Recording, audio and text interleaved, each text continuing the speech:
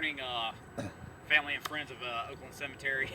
We got Sean here, and I got Mr. Harmon running. He's behind the camera.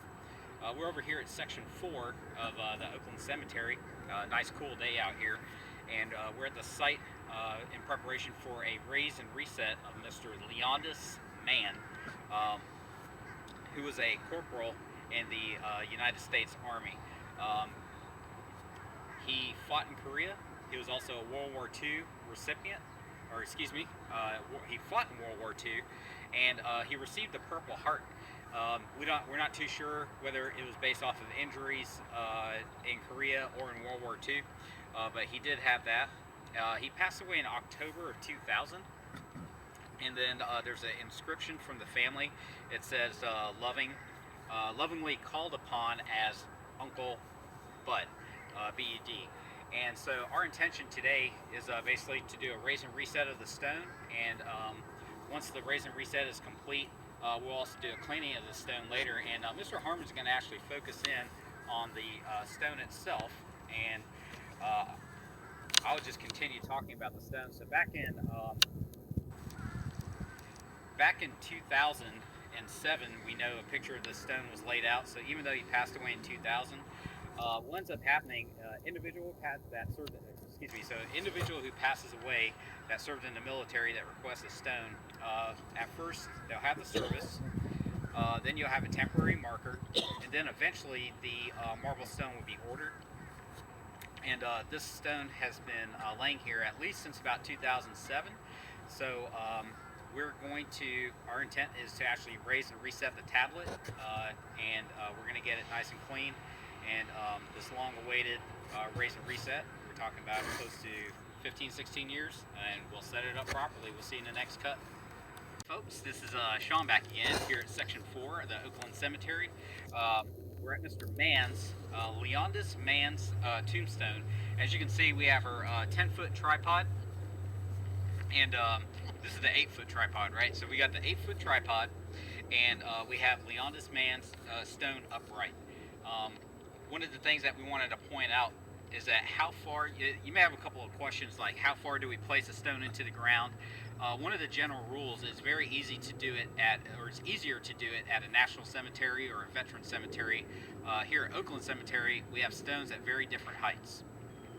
So you want to orient the stone at the base of, you want to orient the stone's height relative to other stones in the in its surrounding area.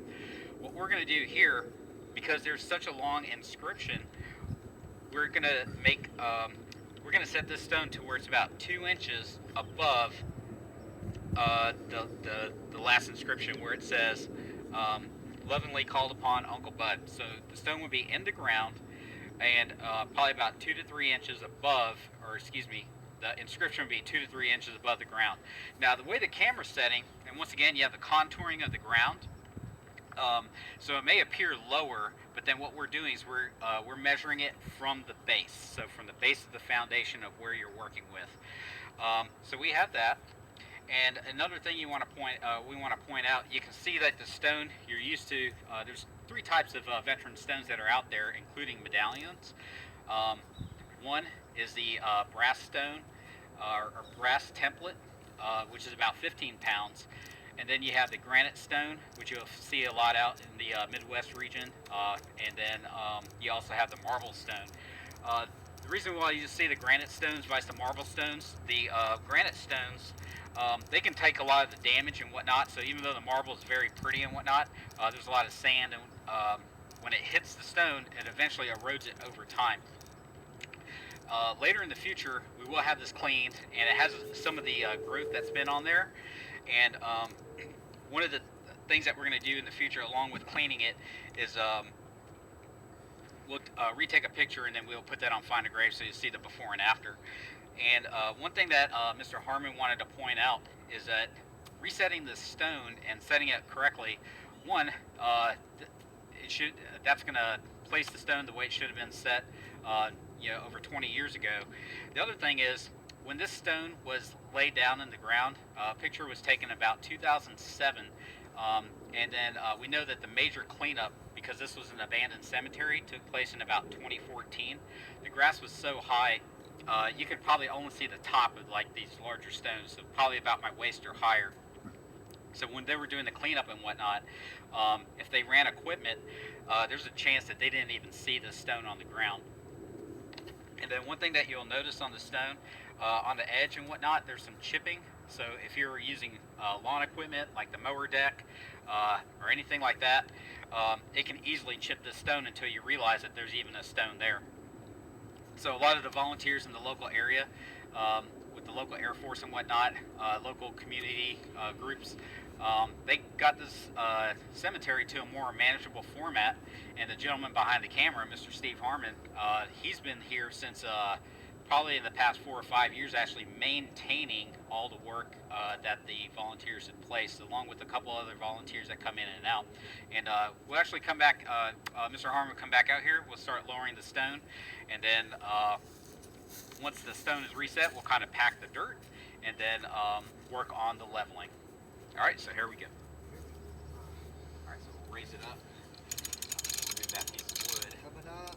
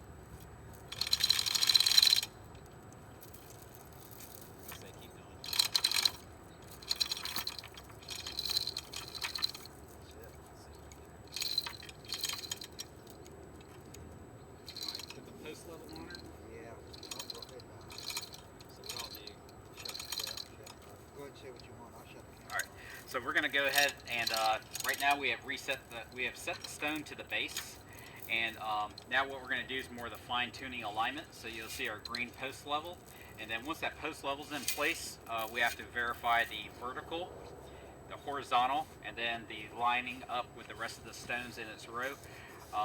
And then once that's done, we also have to kind of pack the dirt, and then we'll see you in the next cut. All right, guys and gals, friends and family of the Oakland Cemetery page.